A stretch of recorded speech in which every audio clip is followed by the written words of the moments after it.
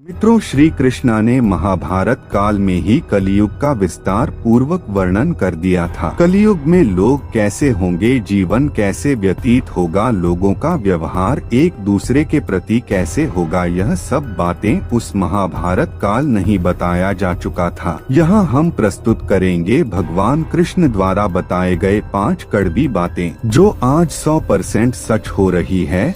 महाभारत काल में 5 पांडवों को कलयुग के बारे में जानने की जिज्ञासा हुई। उन्होंने एक बार भगवान कृष्ण से पूछा कि कलियुग में मनुष्य कैसा होगा, लोगों के विचार कैसे होंगे और मोक्ष प्राप्ति कैसे होगी। यह प्रश्न सुनकर भगवान कृष्णा ने 5 पांडवों को वन में जाने के लिए कहा और यह भी कहा, जो कुछ भी वहाँ देखो मुझे विस्तार में आकर बताना। 5 भाई बन जाकर वापस आए और भगवान श्री कृष्णा को क्या बताते हैं, चलो जानते हैं।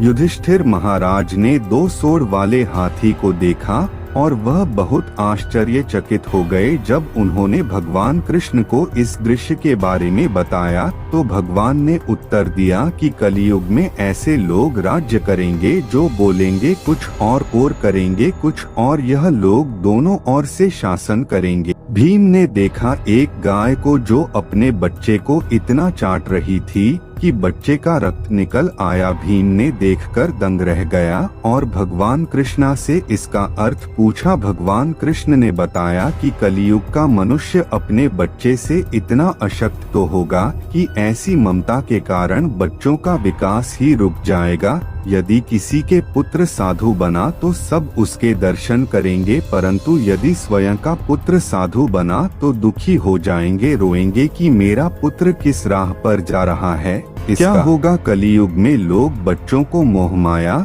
और परिवार में ही बांध कर रखेंगे और उसका जीवन वही नष्ट हो जाएगा। फिर भगवान ने वास्तविकता बताते हुए कहा कि तुम्हारे पुत्र तुम्हारे नहीं बल्कि उनकी पत्नियों की अमानत है, पुत्रियां उनकी पतियों के अमानत है, ये शरीर मृत्यु की अमानत है और आत्मा परमात्मा की अमानत है। अर्जुन ने देखा एक पक्षी जिसकी पंख पर वेद की रचाई लिखी हुई थी, परंतु वह एक मनुष्य का मांस खा रहा था। यह देखकर अर्जुन हैरान हो गए। इस पर भगवान ने बताया कि कलयुग में ऐसे लोग होंगे जिन्हें विद्वान कहा जाएगा, किंतु उनकी मंशा यही होगी कि किसकी जल्दी मृत्यु हो और उसकी संपत्ति को अपना लिया जाए। व्यक्ति का ओझा चाहे कितना भी बड़ा होगा, परंतु उसकी दृष्टि दूसरों के संपत्ति पर ही रहेगी। ऐसे लोग बहुत होंगे जो दूसरों के धन को हड़पने के लिए आतुर होंगे। वास्तविक संत तो कोई कोई होगा। नकुल ने देखा कि एक बड़े से चट्टान पर्वत से गिरी और बड़े से बड़े वृक्ष भी उसे नहीं रोक पाए, परंतु एक छोटे से पौधे से टकरा वह चट्टान वहीं पर रुक गया। इसका अर्थ बताते हुए कृष्णा ने कहा कि कलयुग में मनुष्य की बुद्धि क्षीण होगी और उसका जीवन पतन होगा और इस पतन को सत्ता के वृक्ष रोपने में सक्षम नहीं होंगे, किंतु हरि नाम रूपी एक छोटे से पौधे से मनुष्य का जीवन पतित होने से रुक जाएगा। हरि कीर्तन से मनुष्य के बुद्धि प्रबल होगी।